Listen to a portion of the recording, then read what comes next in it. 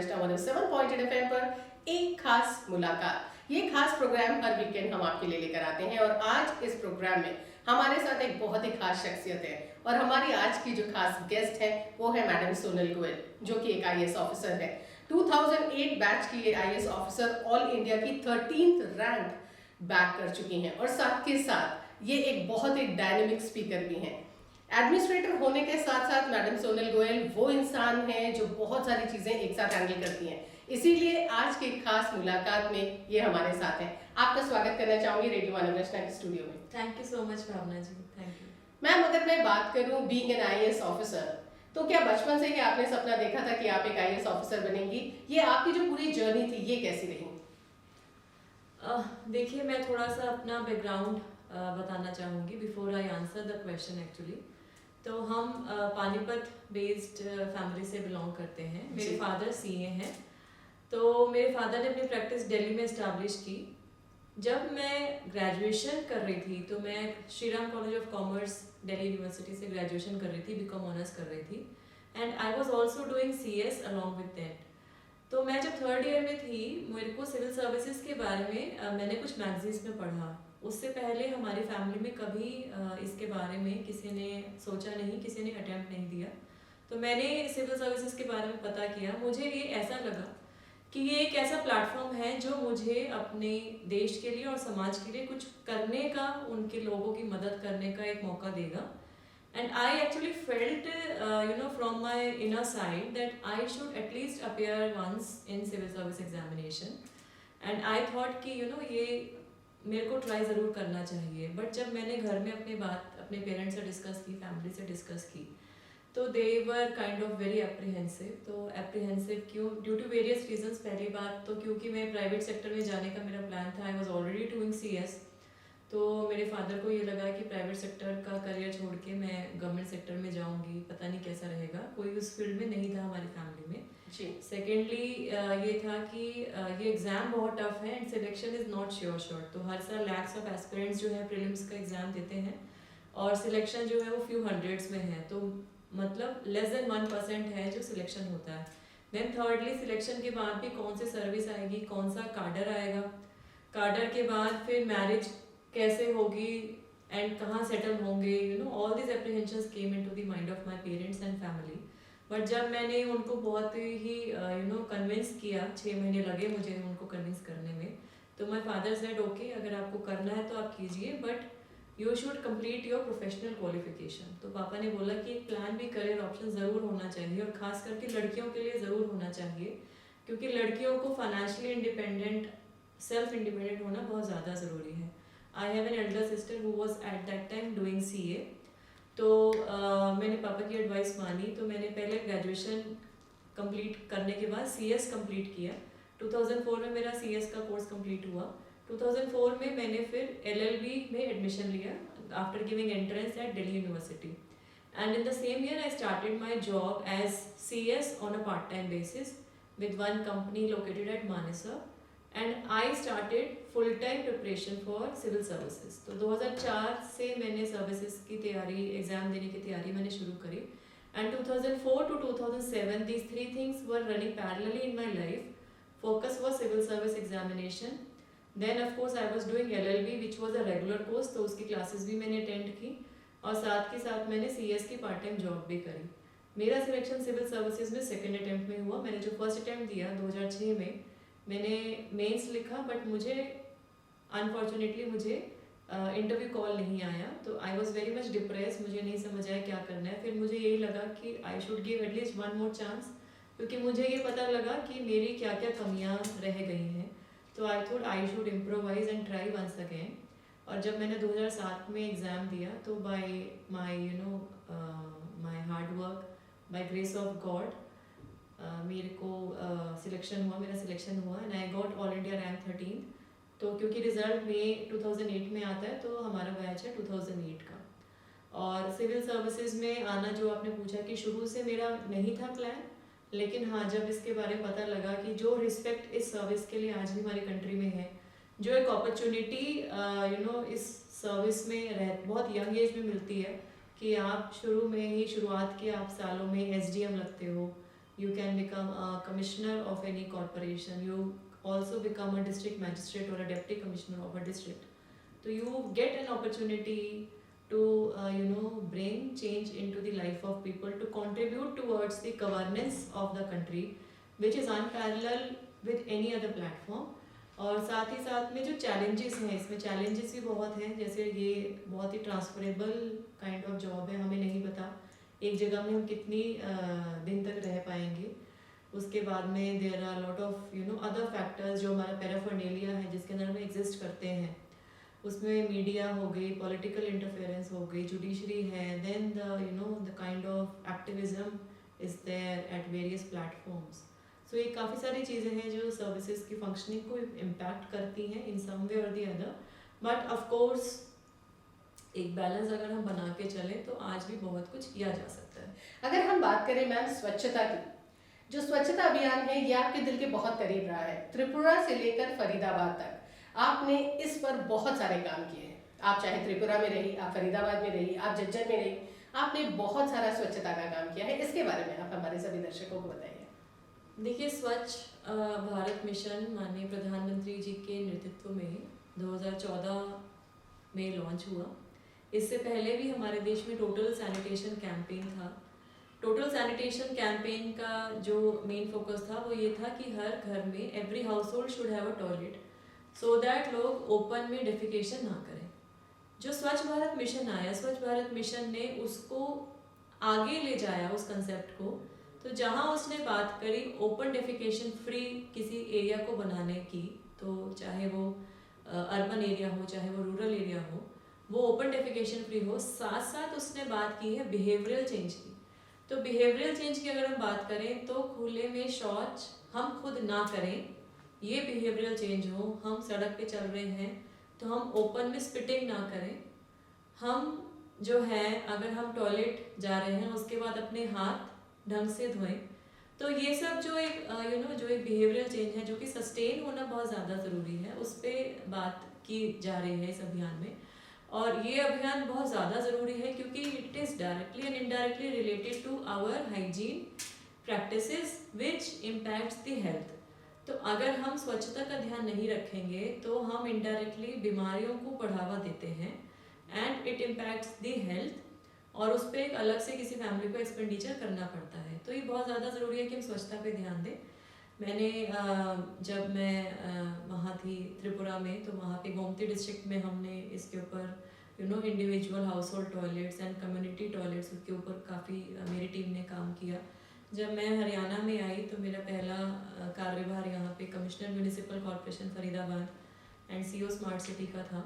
फरीदाबाद हमको पता है कि सबसे पुराना शहर है, हरियाणा का सबसे बड़ा शहर है, और इसमें बहुत ज़्यादा चैलेंजिंग था कि ये इस मिशन को successful banana.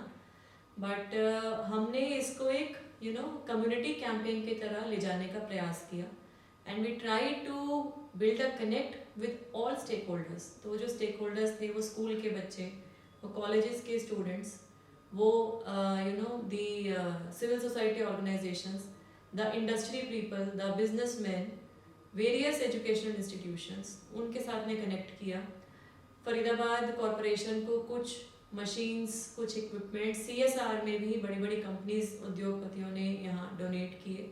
And I am very happy to share कि 2017 में फरीदाबाद को नेशनल लेवल में मिनिस्ट्री ऑफ अर्बन डेवलपमेंट की ओर से fastest moving city in the population of category of 10 lakh and above के अवार्ड, नेशनल अवार्ड से भी फेलिसिटेट किया गया. और उसके बाद भी बहुत सारे यहाँ पे इनिशिएटिव्स लेते रहे. और झज्जर में जब मैं गई तो झज्जर में भी, क्योंकि झज्जर में रूरल एरिया ज़्यादा है उस जिले में, तो रूरल में this campaign was basically focused on community participation, इसको एक जन आंदोलन के रूप में लेके जाना. और उसके बाद में जब मैं गुरुग्राम में मेरा काम रहा तो वहाँ पे भी सिमिलर काइंड ऑफ इनिशिएटिव्स लिए गए. एंड ये बहुत ज़्यादा ज़रूरी है कि हम इसको सस्टेन करें. Once the toilet is build, it does not serve the purpose unless and until it is insured that it is functional. तो उसको फंक्शनल रखना बहुत ज़्यादा ज़रूरी है. और उसका देखिए, गवर्नमेंट एक बार बना के दे सकती है, लेकिन बार बार अगर वो पब्लिक खुद ख़राब करे तो repair and maintenance bar bar government की तरफ से इंश्योर करना पॉसिबल नहीं होता है, वी हैव लिमिटेड फंड्स, तो इसमें जो पब्लिक पार्टिसिपेशन है वो बहुत ज़्यादा ज़रूरी है। एंड स्वच्छ Bharat mission is one of the campaign like any other flagship campaign like बेटी बचाओ बेटी पढ़ाओ, लाइक जल शक्ति अभियान, जिसकी सक्सेस टोटली डिपेंड करती है पब्लिक पार्टिसिपेशन के ऊपर एंड उनकी ओनरशिप के ऊपर। मैम, अगर हम बात करें महिलाओं की, तो आप महिलाओं के लिए एक बहुत बड़ी इंस्पिरेशन है। अगर हम बात करें डोमेस्टिक और साथ के साथ अपनी प्रोफेशनल लाइफ को बैलेंस करना, तो वो आप बहुत अच्छे से बखूबी निभा रही हैं, और साथ के साथ महिलाओं और जितनी भी लड़कियां हैं उनके लिए आप बहुत काम कर रही हैं। मुझे लगता है भावना जी कि हमारी जो सोसाइटी रही, so basically if we see different parts of the country, एक पेट्रियार्कल डोमिनेटेड सोसाइटी प्रिवेल करती है मोस्टली सब जगह। ऑफ कोर्स उसके जो लेवल्स हैं, उसके जो जो ग्रेडियंट्स हैं वो डिफर कर सकते हैं। Like I worked in the north east also, तो वहाँ पे women are comparatively much better placed as compare to the northern region of our country. और अगर हम नॉर्दर्न स्टेट्स की भी बात करें, तो नॉर्दर्न स्टेट्स में भी कुछ स्टेट्स में वो पहले से ही एम्पावर्ड है या वो बेटर प्लेस्ड है as compare to some other states. So when this programme of Beti Bachao Beti Padhao Abhiyan was launched by honourable prime minister, January 2015 में उन्होंने ये प्रोग्राम लॉन्च किया। तो इसको इनिशियली 100 डिस्ट्रिक्ट्स में लॉन्च किया गया था, तो 100 पायलट डिस्ट्रिक्ट्स में लॉन्च किया अक्रॉस द कंट्री। उसके बाद इसको इसका जो है फेज वाइज इसको बढ़ाया गया। Now it is been implemented across all parts of the country except I think one state. जब से ये प्रोग्राम आया, अगर हम खुद हरियाणा की बात करें, हरियाणा के अंतर्गत ही मैं जैसे झज्जर में मैंने 1.5 साल काम किया, तो एक जो बिहेवियरल चेंज, देखिए ये जो चीज़ है ये सोसाइटी की मानसिकता को रिफ्लेक्ट करता है। That a female is considered और placed at a lower level as compare to a male counterpart. और जो सोसाइटी में ये जो मानसिकता है ये ओवर अ पीरियड डेवलप हुई है। So it has roots in the generations. So ये इमीडिएटली नहीं चेंज होगा, it will need time to change, it will need people to understand. और एजुकेशन एक बहुत इम्पॉर्टेंट मीडियम है इसको चेंज करने का। तो अगर हम अपनी अपकमिंग जनरेशन को irrespective of their gender, irrespective there mail और फीमेल, अगर हम वो इक्वल एक्सेस टू अपॉर्चुनिटीज़ दें, हम उनको एजुकेशन में बढ़ावा दें स्पेशली फीमेल्स को, then I think a more lot can be achieved. And जो आपने बात की कि मेरे को बहुत उनके बारे में काम करना अच्छा लगता है, तो of course I feel like doing what ever I can do, क्योंकि मैंने खुद अपनी लाइफ में at my various stages of life I have seen how women suffer at various levels. सिर्फ वो घरेलू हिंसा ही नहीं, एक वायलेंस ये ज़रूरी नहीं है कि कोई आपको स्लैप करेगा तो ही वो वायलेंस है। Even a verbal abuse is an abuse, even a harassment of some form or the other, if a female is suffering through in a home, तो वो एक abuse है, that amounts to domestic violence। तो ये जो मैंने खुद notice किया अपनी फैमिली के सेटअप के अंदर, या अपनी फैमिली को मैं ना भी अगर काउंट करूँ, तो एक ओवरऑल जो सोसाइटी में जो एक जो सिस्टम डेवलप होता आ रहा है, ऑफ कोर्स जो अब चेंज हो रहा है ऐसी लास्ट 20-25 ईयर्स स्पेशली, बिकॉज अब क्या है कि even females are getting education, they are working, and they are earning। तो जब एक महिला फाइनेंशियली इंडिपेंडेंट होती है, फाइनेंशियली इंडिपेंडेंट होने के बाद अपने आप वो एम्पावर्ड फील करती है। So when a female is financially empowered, she can take decision for her own family, for her own kids, right. तो ये जो पॉजिटिव चेंज आ रहा है इसको हम और आगे लेके जाएं। जब मैं त्रिपुरा में थी, मैंने त्रिपुरा में SDM शिप में मेरे को याद है कि हमने पहली बार all women polling station, so I am talking about 2010, उसमें 10 साल पहले हमने ऑल वुमेन पोलिंग स्टेशन एक रिमोट एरिया में हमने सेटअप किया, जिसमें सिर्फ महिला पोलिंग टीम नहीं थी, उसके साथ साथ जो पुलिस पर्सनल लगे थे उस पोलिंग स्टेशन को मैन करने के लिए, वो भी फीमेल्स की टीम थी। That was first time, that was an experiment done in Tripura. मैं गोमती में मैंने एज अ DM काम किया, वहाँ पे नंदनी एक इनिशिएटिव लिया जो कि बेटी बचाओ बेटी पढ़ाओ अभियान को बहुत आगे लेके जाने का हमारा प्रयास था। कम्युनिटी इन्वॉल्वमेंट को उसमें उजागर करने का हमारा प्रयास था। जब मैं हरियाणा में आई तो फरीदाबाद में हमने काम किया, झज्जर में स्पेशली, क्योंकि मैंने देखा कि एक पेट्रियार्कल माइंडसेट सोसाइटी है जो कि चेंज हो रही है, लेकिन हमें भी उसमें अपना प्रयास देना चाहिए। तो मैंने नारी की चौपाल हमने ऑर्गेनाइज कराई, हमने उमंग एक पहल एक प्रोजेक्ट वहाँ लॉन्च किया, यूनिसेफ की मदद से हमने जागृति जो कि विमेन सेफ्टी को डील करता है प्रोजेक्ट, वो लॉन्च किया झज्जर और रोहतक में। तो इस तरीके के I mean the efforts are never ending and we can do a lot. और ये सिर्फ ज़रूरी नहीं है कि एडमिनिस्ट्रेशन ही करे, विमेन एंड गर्ल चाइल्ड के लिए हम जितना कर पाएँ वो कम है, क्योंकि unless and until the society is equal we won't be able to move forward. That is what I think. जी हाँ, ये बिल्कुल सही कहा है मैम ने कि नारी जब तक उसे सम्मान नहीं मिलेगा समाज में, तब तक हमारा समाज कभी प्रगति नहीं कर सकता है। मैम अब बात करते हैं आपके यूथ आइकॉन होने की। अगर देखा जाए टेडेक्स स्पीकर, साथ के साथ बहुत सारे वेबिनार्स, और आप हमारे यूथ को मोटिवेट कर रहे हैं कि किस प्रकार वो नेशन बिल्डिंग में अपना हाथ और साथ के साथ अपनी जिम्मेदारी निभाए, तो ये कैसे कर लेती हैं आप? भावना जी देखिए, इंडिया एज अ डेमोग्राफी अगर हम बात करें तो India is the youngest country in the world. और यंगेस्ट कंट्री की अगर हम बात करें तो जो बाय डेमोग्राफी हमारी जो वर्किंग पॉपुलेशन है वो 15 से 45 की जो एज ग्रुप है वो वर्ल्ड लेवल पे हाईएस्ट है। सो उसका मतलब क्या है कि we are blessed to have that kind of a productive population. India skills report 2020 की कुछ आंकड़े हाल ही में रिलीज हुए। उन्होंने बताया कि 57% of the working population is youth. जी। So that skills report says कि जो वर्किंग पॉपुलेशन हमारी कंट्री में है उसमें 50% से ज़्यादा 57% is the young population which is working. So मुझे ये लगता है कि जो यूथ हैं they are the future torch bearers, and जिस तरीके से उनकी ग्रूमिंग होगी, जिस तरीके से उनकी माइंडसेट को हम इन्फ्लुएंस कर पाएंगे या उनको कुछ एक डायरेक्शन दे पाएंगे, तो शायद वो कहीं ना कहीं हमारी सोसाइटी के लिए अच्छा रहेगा। Youth has that energy, they have that vigour and vibrancy. Sometimes what is lacking is a direction जी, कि हमें क्या करना चाहिए, क्या सही है क्या नहीं है।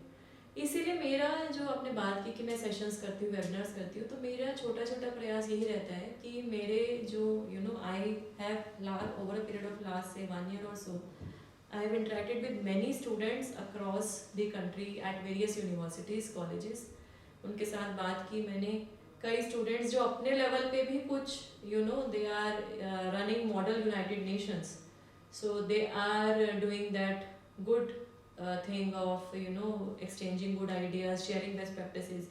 Recently I was also appointed as the honorary advisor at BRICS CCI Young Leaders, जिसमें मेरे को अपॉर्चुनिटी मिली है ये कि मैं जो ब्रिक्स नेशंस के जो यूथ हैं उनसे अपने देश के बारे में डिस्कस करूँ, हमारे यहाँ जो अच्छी चीज़ें हैं उनके साथ शेयर करूँ। तो आई फील कि youth is the powerhouse, they are the future, and if we are able to kind of give them the direction, give them the support, we can achieve a lot. हमारा देश में last year माननीय प्रधानमंत्री जी ने आत्मनिर्भर भारत अभियान launch किया मई 2020 में। इट वॉज बेसिकली ड्यूरिंग कोविड-19 to give a support for the local innovations. उन्होंने वोकल फॉर लोकल का स्लोगन दिया और उन्होंने कहा कि हमारे जो लोकल हैंडलूम्स हैं, लोकल ट्रेडिशनल हैंडीक्राफ्ट्स हैं, उनको हम सपोर्ट करें। Also he actually requested people to come forward and share their local innovations. कोविड-19 में यंग लोगों की मैक्सिमम इनोवेशंस आई, चाहे वो लो कॉस्ट मैकेनिकल वेंटिलेटर की बात थी जो कि आईआईटी आई थिंक बॉम्बे के स्टूडेंट्स ने शायद बनाया, इसी तरीके से आईआईटी गुवाहाटी के स्टूडेंट्स ने कुछ इनोवेशन की, आसाम के एक ग्रुप ने एक इनोवेशन की जिन्होंने ग्रीन सोल्जर्स की एक आर्मी बनाई। तो इस तरीके के जो इनिशिएटिव्स हैं, all this local innovations are being done by our youth. It is a very positive trend, और ये बहुत ज़्यादा ज़रूरी है कि हम इस बात को समझें कि हमें ये ज़रूरी नहीं है कि नौकरी ही करनी है। We all can be self independent entrepreneurs, we can have set up our own industry, जिसके लिए बहुत सारी स्कीम्स भी अवेलेबल हैं। तो इसीलिए मैं I kind of try to exchange whatever has been my experience. उनकी कुछ क्वेरीज है उसको मैं आंसर करने की कोशिश करती हूँ जो मुझे लिमिटेड नॉलेज और एक्सपीरियंस है, and I always try to have that positive exchange and flow of information. Young ही नहीं, आप बहुत सारी महिलाओं को भी इंस्पायर कर रही हैं। मैम, अब बात करते हैं आपकी। आप अपना काम कैसे हैंडल करती हैं? वर्क लाइफ और साथ के साथ आपकी पर्सनल लाइफ, इसे हैंडल करना बड़ा मुश्किल है, और ऐसे में आपके बहुत सारे फ्यूचर प्लान्स भी होंगे, तो क्या कुछ प्लान किया है आपने? भावना जी, मैंने स्टार्टिंग में बताया कि मैं जब ग्रेजुएशन कर रही थी तो मैंने सोचा सिविल सर्विसेज में आने का। मैं पहली अपने घर में लड़की क्या मतलब पहली मेंबर थी फैमिली में जिन्होंने सिविल सर्विसेज में आने का सोचा, और फिर मैं आ पाई। मेरी लव मैरिज है, इंटरकास्ट मैरिज है। मेरे हस्बैंड पहले प्राइवेट सेक्टर में थे, he is also CS LLB। हम लोग CS के टाइम से साथ थे। जब शादी हुई उसके बाद मैंने 15 दिन के बाद त्रिपुरा ज्वाइन किया and he was working in the private sector. उनको ये लगा कि he should also join government. He kind of got inspired and he gave exams after marriage. फिर उसके बाद उनका IRS में सिलेक्शन हुआ। ये बात मैंने इसलिए बताई कि लाइफ में मैंने इंडिविजुअली बहुत कुछ देखा है, बहुत कुछ सीखा, और बहुत कुछ सर्कमस्टांसेस ने हमें सिखाया कि even if you attain a level, like लोगों को ये लगता होगा कि उसका IAS में सिलेक्शन हो गया तो सब कुछ अचीव हो गया। I mean still people have that notion कि वो तो IAS बन गए, उनको कोई प्रॉब्लम ही नहीं है, they are into government service, तो life is well settled. But हर चीज़ के साथ में कोई ना कोई एक कॉम्प्लिकेशन होती है, कोई ना कोई डिसएडवांटेज होता है। सो हम क्योंकि इतना पब्लिक लाइफ में होते हैं तो sometimes we feel it is over, that we don't get that much of privacy. So मैं फिर त्रिपुरा में मैंने काम किया, हरियाणा में काम किया, तो I have felt that it is very important to give adequate time to your work and also to your family.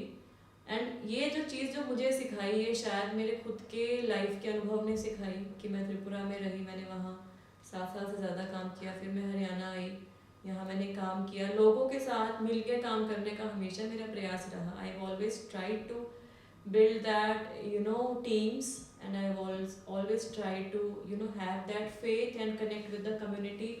Peoples participation में काम करने का मैंने हमेशा ट्राई किया, और मैं को मिला भी है, अच्छा सपोर्ट मिला, इसीलिए मैं काफ़ी कुछ कर पाई। और ये बहुत ज़्यादा ज़रूरी है कि हम जो करें वो चीज़ें सस्टेनेबल हों। Like once you are even transferred from your job, तो वो चीज़ आपके बाद में वो टीम ओन करे, ये बहुत ज़्यादा ज़रूरी है। तो why I am mentioning is that it is very important for you as an individual to have that interpersonal rapport, to have that interpersonal connect with the society, with the people where you are posted, and also to not to lose connect with your family.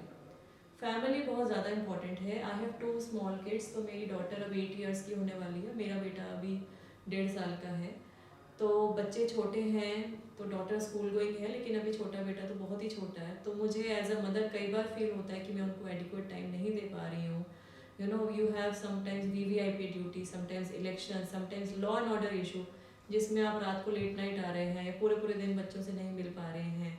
So you feel guilty, but I think अब compulsion हमारा job का ऐसे है, तो over a period of time kids also try and understand, and I have been blessed with a very supportive husband. My family is very supportive, इसीलिए शायद मैं manage कर पा रही हूँ। और ये बहुत ज़्यादा ज़रूरी है कि हम अपनी इमीडिएट फैमिली को अपने साथ में रखें। पूरा ये जो एक पूरा एक वर्ल्ड है, आई फील कि इस पूरे वर्ल्ड के अंदर एक छोटा सबसेट है जो कि आपकी फैमिली है, जो कि जो भी अप्स एंड डाउन्स आएंगे वो आपके साथ हमेशा रहेंगे। So you should always take care of them. Time हो सकता है आप कम दें, लेकिन जो टाइम दें क्वालिटी टाइम दें। Don't leave that attachment ever, that is very important. So irrespective of the gender, हम ये ना सोचें कि महिला है तो उसको ज़्यादा टाइम देना है, ऑफकोर्स उसको टाइम देना है। There are some compulsions by nature which a lady only has to do, bearing a child, giving birth to a baby, उनको इनिशियल फीड करना, ये काम लेडी को ही करना है। लेकिन family and family life is also very important for a male. Even I would request the males, you should not be neglecting your kids, family and parents. Wonderful message. देखिए, जब तक परिवार है तभी हमारी खुशियाँ बरकरार हैं। मैम, अब आपसे जानना चाहूँगी कि अगर हम बात करें कोरोना की और कोविड-19 की, तो इस समय आप गुरुग्राम में थी, तो गुड़गांव में आपने कोविड से रिलेटेड बहुत सारे काम करे। हाँ, कोविड-19 वी ऑल रिमेम्बर कि मार्च 2020 में जी। पहले माननीय प्रधानमंत्री जी ने ही अनाउंस्ड सिंगल डे जनता curfew.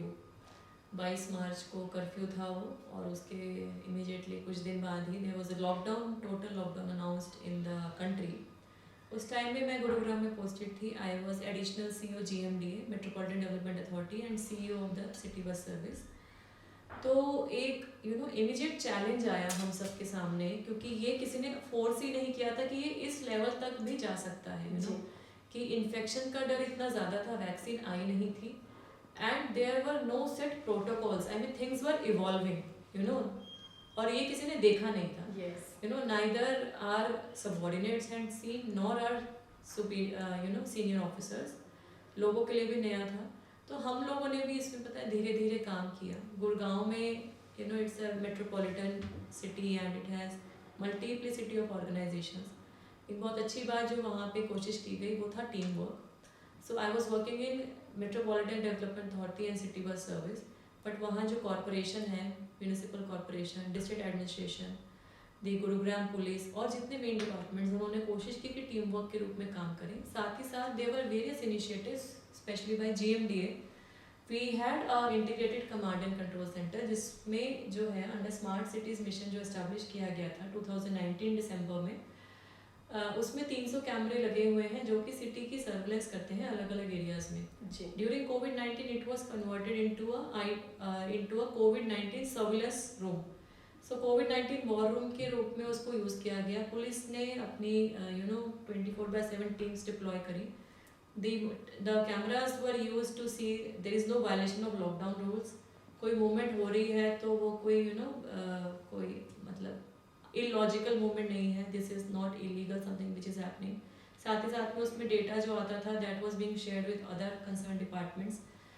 GMDA developed N app, GMDA app, जो कि मोबाइल में ही, जिसमें सारी इंफॉर्मेशंस आने लगी कि किस हॉस्पिटल में कितनी बेड्स अवेलेबिलिटी है and all the health related data, city related data वो आया। उसके साथ ही साथ में we develop telemedicine facilities and there were lot of things were done by GMDA।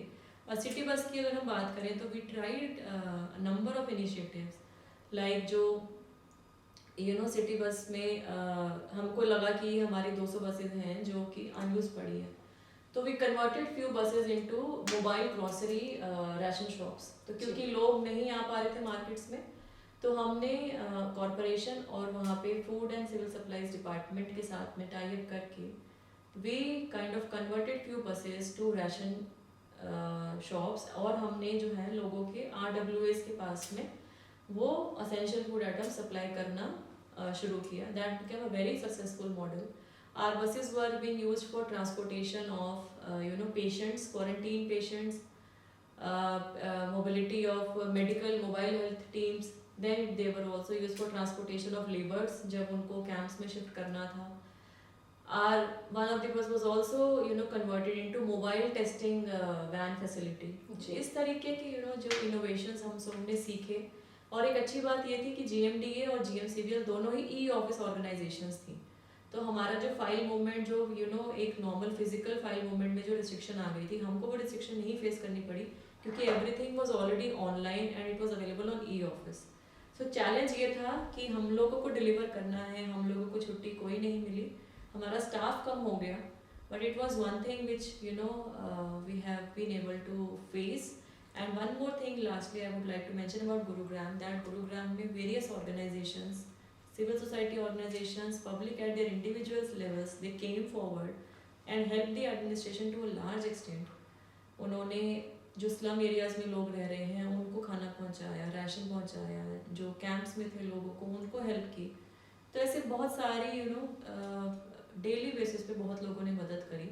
So it has only shown us that we as human beings are capable of rising to any challenge and facing anything with our own resilience, strength and power.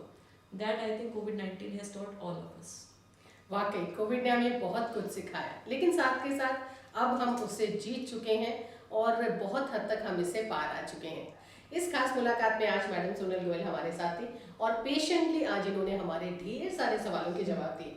Ma'am जाते जाते हमारे सभी listeners के लिए और खास तौर पर IAS एस्पिरेंट्स के लिए क्या खास संदेश आप देना चाहेंगी?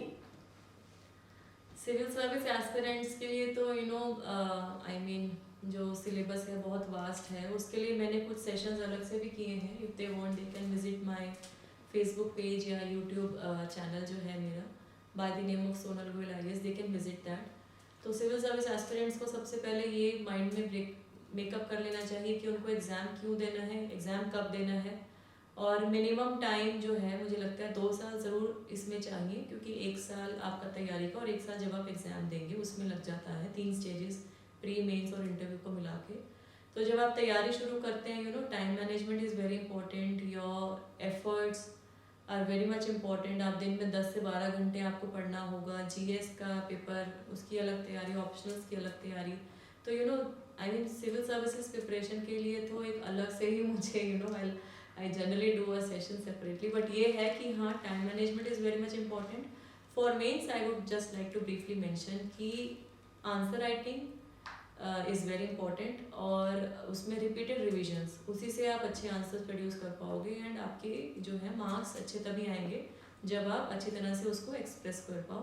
And interview is of course your personality test. जो भी आपको naturally आप जैसे हैं उसी को present कीजिए. Do not try to bluff.